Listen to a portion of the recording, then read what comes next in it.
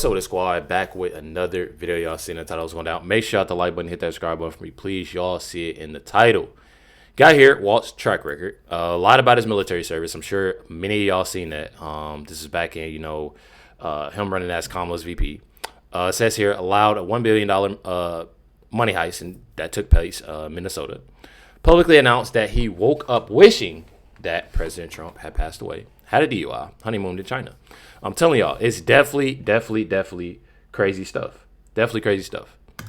So you got here, Tim Walz, Somalian fraud scandal is getting even worse. He is quickly being known nationwide as governor who betrayed his own people. So a lot of y'all, most of y'all know, but there's more and more things that's coming out, about Tim Walz. Check it out. But with loose rules, it led to widespread fraud. And you can see there, balloon in federal payments headed to Minneapolis to north of $100 million in just a few years. 6 of the people charged in that fraud, members of the Somali community.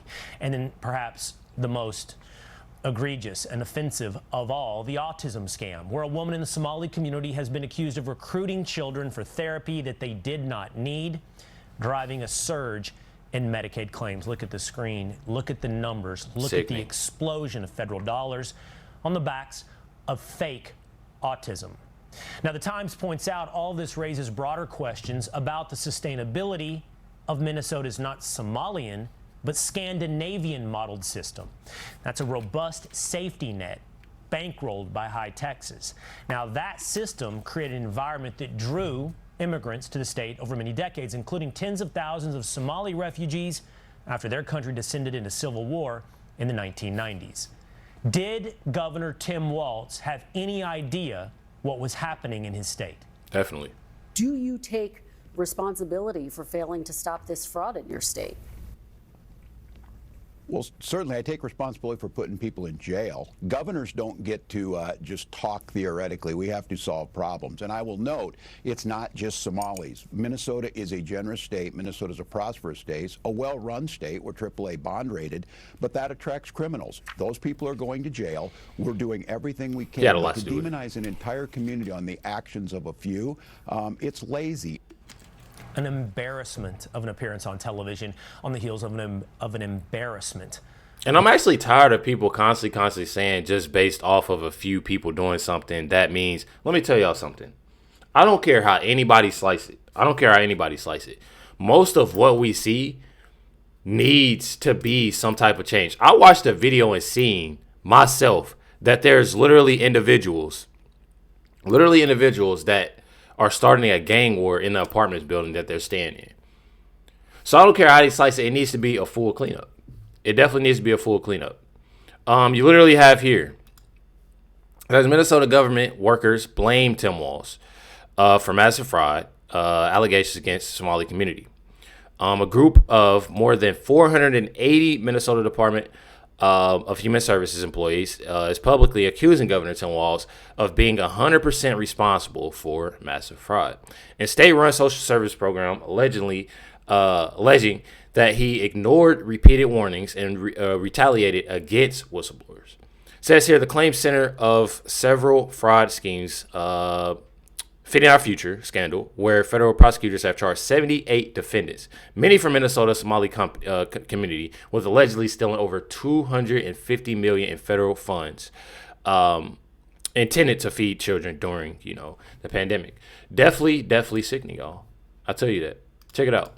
Breaking news, 400 government employees over in Minnesota have officially come out and accused Governor Tim Walz of knowing about the problem of Somalians defrauding the government and the welfare system as a whole and not doing absolutely anything about it. Not only did he know, but he actually went out and targeted whistleblowers and people who tried to get the truth out there to the public. Anybody who put American taxpayers before that of the immigrants who were coming to scam our system was punished harshly by Tim Walz, and that is because the left is a cult. If you go against them in any way, shape, or form, they try to absolutely destroy your life. There is no room for discourse or nuance, and God forbid you actually care about the American people first. That is their biggest nightmare. anything that might earn them the label of racist, they're going to avoid like the plague. They don't care who it hurts so long as it's not their precious illegal immigrants. It doesn't matter to them, and it is disgusting. What universe are we living in? What timeline are we living in where it's racist to call something out for what it is? What timeline are we living in where it's racist to actually enforce law and order and say that if we are going to let you into our country, which by the way, it is a privilege to be here, then you not only have to follow the law, but you have to actually contribute something. Since when is it a crime to sit there and say you actually have to follow our legal immigration process, because not just anybody is welcome into our country. You have to wait your turn and you have to do it the right way. This has nothing to do with race, but of course the left knows that they have to try to twist the narrative in order to get their way. So, and I definitely agree. I definitely see, it is a privilege. And then when you're having people constantly have so much of this crime that's going on, the disrespect, that they have towards, Americans, America as a whole, you're having people literally do I'm talking about sick things. I have a video that I want to show y'all. It's literally sick. The things that they're doing. What they're constantly causing, and I've explained to y'all multiple times, especially this week, and said that we already dealing with crime that you haven't, in America, but then you have to deal with what they got going on too, and I'm telling y'all, it's definitely sickening, and we do, it's a lot of these communities you having different people living in these communities and having to deal with it. People that's forced to move because of how nasty and how sick, these individuals are being, when it comes to stuff. It's definitely insane. I'm telling y'all, definitely insane. Check it out, Caroline Levitt. About how Somali immigrants in Minnesota have been ripping off American taxpayers. In fact, 86 people have been charged in a rampant and widespread fraud scheme spanning multiple programs in Minnesota. Of those 86, 78 of those people are Somali, 91% of them charged. So far, 59 of those people have been convicted for their roles in fraud plots that have stolen $1 billion from taxpayers. In one scheme, and this is egregious, a nonprofit and its affiliates with these Somali migrants claimed to have fed tens of thousands of American children during the pandemic. They were reimbursed for those meals by taxpayers. However, federal prosecutors found that almost all of those meals were never even delivered to hungry children. In fact, those organizations' leaders spent the money on houses, luxury cars, and real estate in Turkey and Kenya. Exactly. And a lot of that money also went back, to their country, to individuals in their country, literally came here and took, a lot of money, and I thought it was, we were in the millions and millions of course, it's a lot of money, but we're talking of over $1 billion that they've took. And it's definitely insane. Definitely sickening, y'all. I'm telling y'all, definitely sickening. It's right here. It's Gary Gunfield, just unleash on Tim Walz and the massive Somali fraud in Minnesota. Check out what Greg has to say. It's like, the only thing I'm going to take responsibility for is putting like 2 people in jail. After what, I don't know, is it like a decade, $1 billion, in which they ripped off the elderly, infants, the sick, the hungry. They should be executed, right? This guy shows up. Hey, I arrested him. No, you're like the guy who shows up and eats the free pizza, but you didn't help any of us move the furniture. Hey guys, I'm here. What you're seeing is the ultimate opportunity cost of electing a vacuous virtue signaler with no skills at all. While he was pushing tampons and trans in men's rooms, the Somalis were ripping off the state like it was a 24-hour mini-mart in Philadelphia. This is what happens when you elect a person who will say anything but is incapable of doing anything. This party, his party, they are the ultimate in self-serving, self-seeking selfishness. Does that make sense? Yeah. They realize that there is a reward in saying yes to everything without having any responsibility to say no. So, and again, it goes back to what I said in the A block. If you were to call out on this fraud, you go, oh, you hate Somalians. Why are they all Somalians? You hate us. You hate us. No, we hate the people who were doing this. You got to give credit to Walter Kern, who covered this. And I want to clear that up too. You know, I've been having a lot of people also comment that, like, oh, why do you have so much hate about these individuals? Why do you have so much hate about this individual? Why do you have? It's not even that. It's mainly the hate. I ain't even gonna say hate is a strong word. I ain't gonna go too far, which I do. I dislike it a lot, but it's so much of the criminals and the things that's going on, you know, around, you know, these communities, because people, you don't need that. You don't need that at all. I just want to clear it up, because it's not as a whole. I trust me, I have that love, you know, for a lot of individuals. It just sucks, you know, when you're having so many people, you know, disrespect, you know, America. What's it?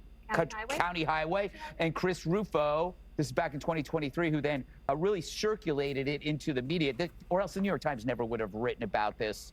And it's, once again, if the Democrats reintroduce the concept of accountability to their actions, they might actually save their party. You need a wing, Jessica, in your party, the DWA party.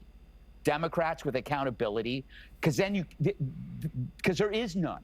It's almost like when the Democrats had the DLC, the Democrats Leadership Council, like cantaloupes. Antelope. I don't know. That's what we're Telling y'all, I truly agree, you know, with Greg. I wanted to say that, you know, and call it out, because I feel like it's important. I feel like so many people just hate all because you say something about this individual or this group of individuals.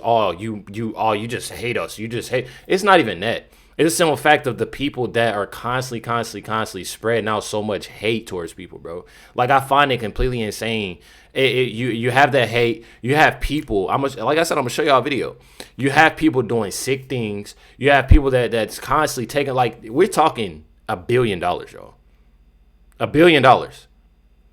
So you mean to tell me all these individuals that move here and they got money in their pocket and they're not doing anything? They're taking money. You heard on this, infants. There's elderly. There's money they're taking from people. They're supposed to actually feed people, and they're taking money. I'm telling y'all, it's definitely sickening, y'all. Does Minnesota have a problem with gangs roaming the streets? Every state has a problem with crime. But what the president has done here is taken a Blame the horrific crime that occurred in Washington, D.C., where one beloved Guard member is still struggling for his life. Another was shot and killed. And the perpetrator, the murderer, is behind bars and being prosecuted. He took that case, and then he went 2,400 miles away to Somalia and somehow indicted an entire group of people, 80,000 of them in my state, as well as later all naturalized citizens, 24 million people in the United States of America. This is what he does, and he tries to stoke division and make people hate each other. As Minnesota. When I tell y'all that this right here just goes to show you that they don't take accountability, all they're going to do is use that, it's criminals everywhere. And then let's blame Trump. Take accountability. It's not hard to take accountability. I'm telling y'all, this is one of those examples. You have a horrifying moment, Somali, individual, following a little girl home from school. He tries to enter her home, but is confronted by her mother. What is so sad and crazy to me is that the simple fact I don't want to make this, thing, but I just hate the simple fact that even mothers have to deal with this. Y'all know how I feel about, when it comes to women, when it comes to children and elders. They shouldn't have to deal with none of this. And obviously, anybody shouldn't. But this is definitely sickening, y'all. I'm telling y'all. Camera, a girl was walking home from school, walked into her house, and look who follows right behind her. Walking up to someone's front door, opening the door. Very sick. Looking inside to seeing who's there. A full adult male Somali with no job. Who they pay for with their tax dollars to live and eat food. Can I have your daughter? No. Okay. Oh, okay, I'll just leave then. I'll get her tomorrow. Yeah, and then he walks on. And what would happen if that girl was home alone? Exactly. I don't even want to think about it, but, maybe no, look who you're dealing with. Exactly. It's definitely sickening. Definitely sickening. You got to hear, this is a post by, obviously, President Trump on Truth Social. The guy Amy right here says, "Welcome to Minnesota. Great job, Governor Walz." Literally, Minnesota is being systematically transformed as people replace, as cities turn into foreign enclaves.